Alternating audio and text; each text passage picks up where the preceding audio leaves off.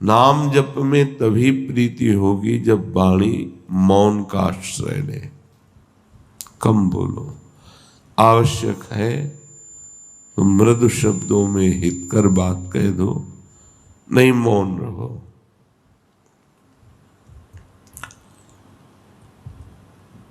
वाणी को जितना तुम संभाल संभाल करके नाम जप में लगाओगे तो तुम्हारा अभ्यास बन जाएगा नाम जप करने का।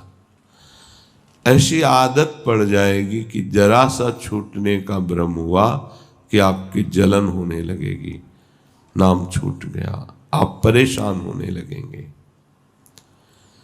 फिर तो उपासक की ऐसी प्रबल निष्ठा जगती है को 24 घंटे नाम जाप करने का लोभ पैदा हो जाता है। 24 घंटे नाम जपते हुए सो गया, जगते ही नाम जप, तो उसकी पूरी रात नाम जप में ही मानी जाती है। जो थोड़े से नाम जपने में संतोष कर लेता है उसे भगवदानंद की अनुभूति नहीं होती। जैसे बड़े जोर की भूख या प्यास लगे तो एक एक क्षण मांग होती, कब पानी मिले, कब भोजन मिले। इसी प्रकार नाम प्रेमी का भी एक क्षण भी नाम के बिना नहीं जा सकता। अगर कहीं भूल हुई तो बहुत कष्ट होता है उसे। तद्स्मरणेन परम व्याकुल तेति।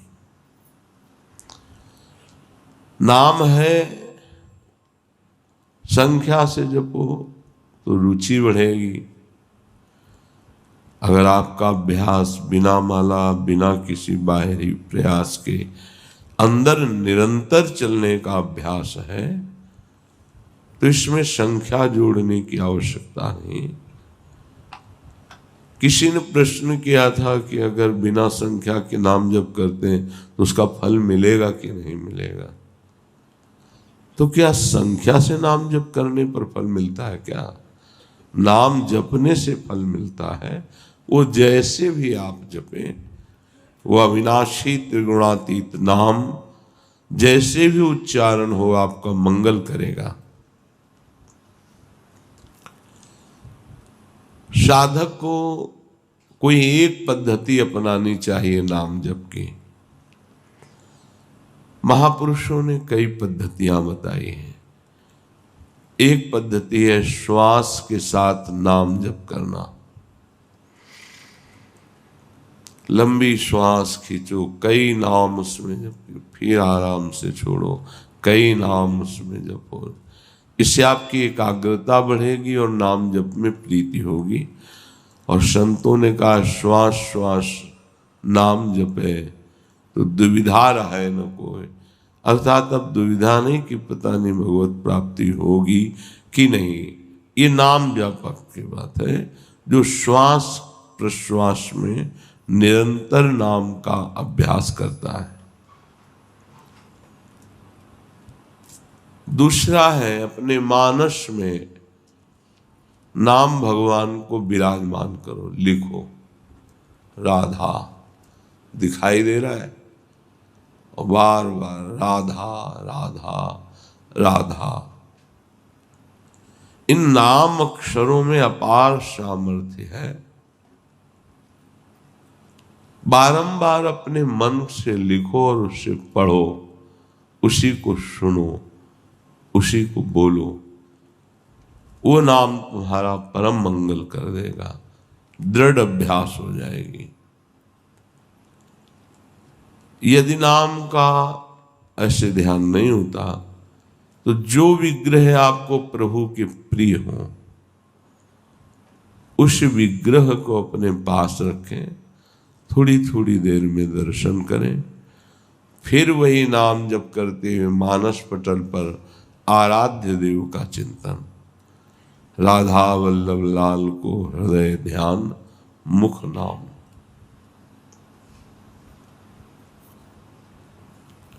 नामाक्षरों की बार बार आवृत्ति बार बार जपना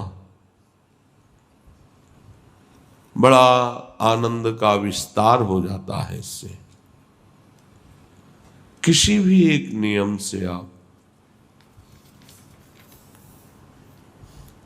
श्वास की प्रत्येक गति पर आपका ध्यान हो और प्रत्येक श्वास खींचने और छोड़ने में जितने अधिक से अधिक नाम ले सको।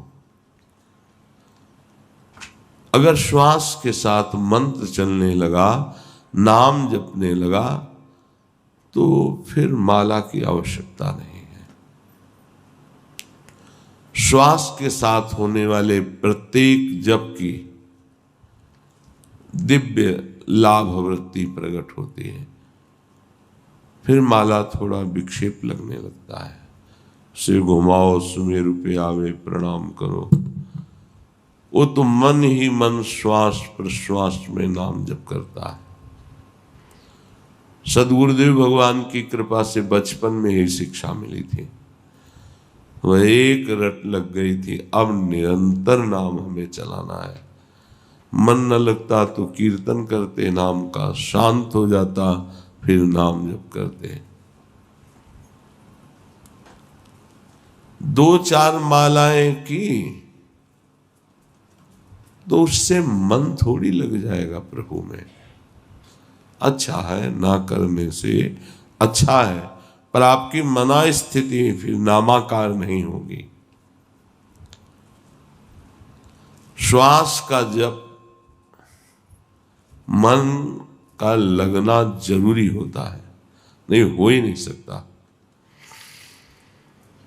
जब आप नाम जप करते हुए श्वास खींचते हैं फिर छोड़ते हैं तो मन के भागने का समय नहीं रहता, क्योंकि प्राण, मन और ब्रह्मचर्य तीनों का तारतम्य है।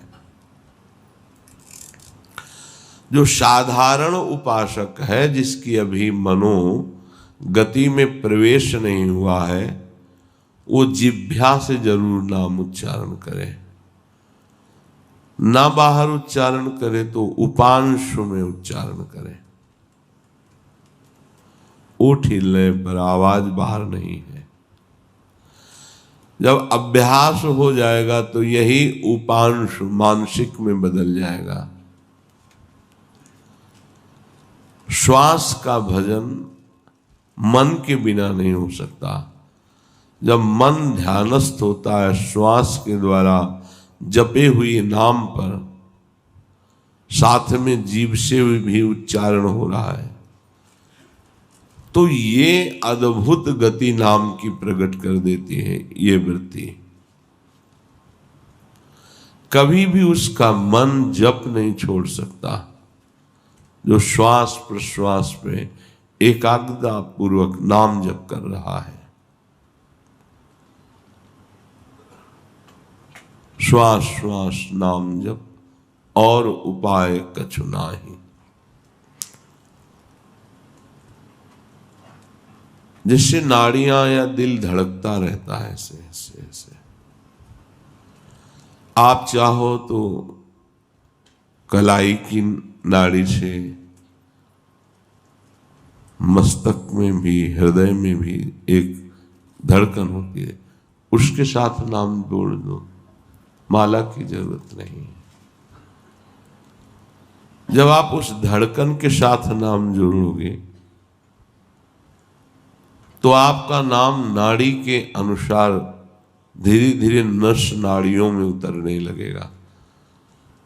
भूरी सखी जी ने कहा है, रोम रोम जब रग रग बोले, तब कछु स्वाद नाम को पावे। इसमें भी बहुत निरीक्षण की आवश्यकता है कि एक भी धड़कन खाली न जाए, नाम के साथ चले।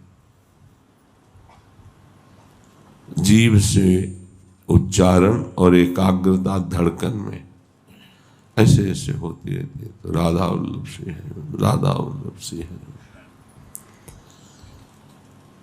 फिर एक बहुत महान नाम जप की पद्धति है कि आंखें मूंद करके पूरे नाम को सामने देखना। लिखा हुआ नाम, बार बार उसे पढ़ रहे हैं, सुन रहे हैं। यदि ऐसी स्थिति नहीं तो बार बार लिख रहे हैं, देख रहे हैं, सुन रहे हैं। अपने सामने आकाश की तरफ देखकर नाम लिखो, या अपने मस्तक पर लिखो, या अपने हृदय पे लिखो। मन को पढ़ाओ जरूर, बिना पढ़े आगे न बढ़ने पावे। जीभ का प्रयोग बहुत धीरे से होता है, इसमें गिनती इसमें जरूरत नहीं है।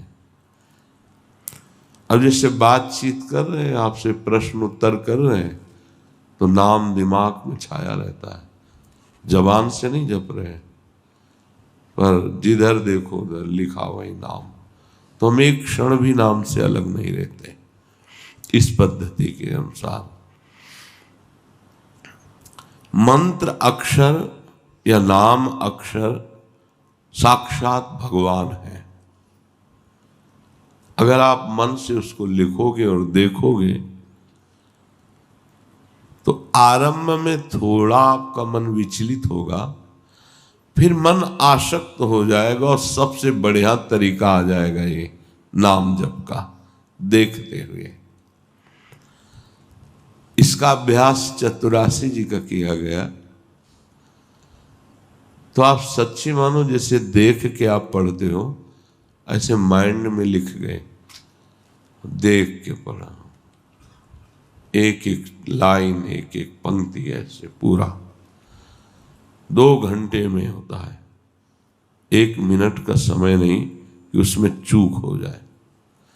फिर योग दर्शन में लिखा है, तज्जप तदर्थ भावनम। जैसे हम राधा वल्लभ श्री हरिवंश जप रहे, तो एक उपाय है कि राधा वल्लभ लाल की झांकी हमारे नेत्रों में रहे। फिर नाम जप करें, राधा वल्लभ लाल को हृदय ध्यान मुख नाम। बहुत बढ़िया सहज पद्धति है। छोटी छवि राधा वल्लभ जी की रख लो, बार बार देखो और फिर ध्यान मिलाओ, बार बार देखो फिर ध्यान मिलाओ। नाम जप करते कुछ दिन में छवि नहीं देखनी पड़ेगी, वो आ जाएंगे मानस पटल पर।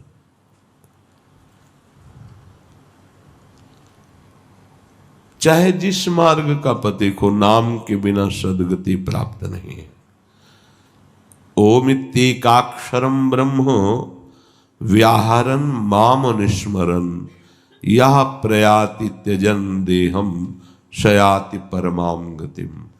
गीता जी में भगवान श्री कृष्ण कह रहे हैं कि ओम एकाक्षर नाम मुझ ब्रह्म का ही है।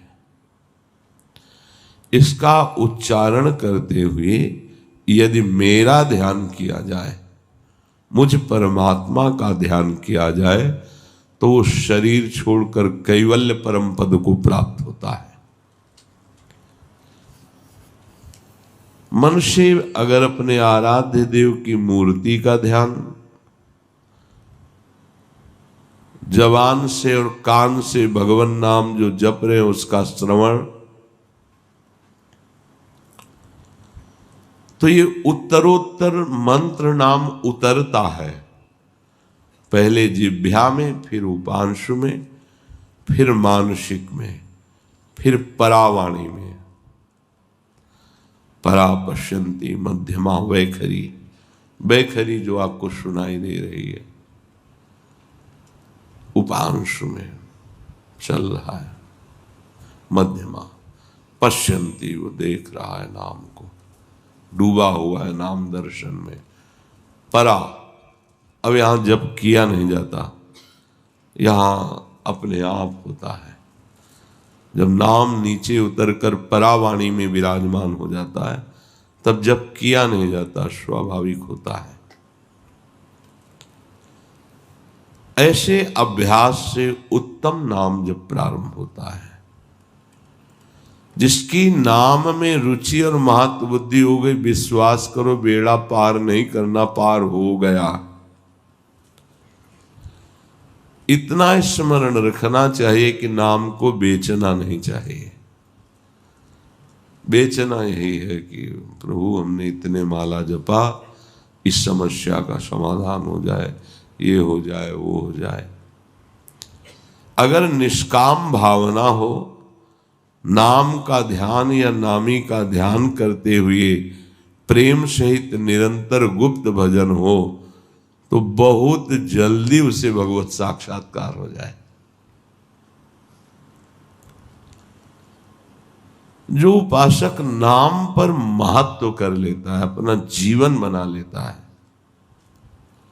श्री गोस्वामी तुलसीदास जी महाराज ने एक पद में कहा, नाहिन आवत आन भरोसो, नाहिन आवत आन भरोसो, यह कलिकाल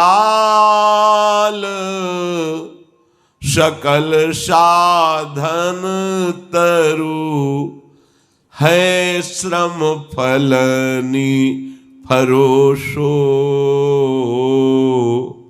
नाहिन आवत आन भरोसो। नाम के सिवा मुझ में किसी का भरोसा नहीं रह गया, गोस्वामी जी कह रहे। किसी साधन का भरोसा, किसी सिद्धि का भरोसा सब नहीं रह गया। और हम आपसे प्रार्थना करते हैं कि ये कलिकाल है, चाहे जो और साधना कर लो, जब साधना का फल मिलेगा तब तुम्हें पता चल जाएगा कि क्या फल मिला है।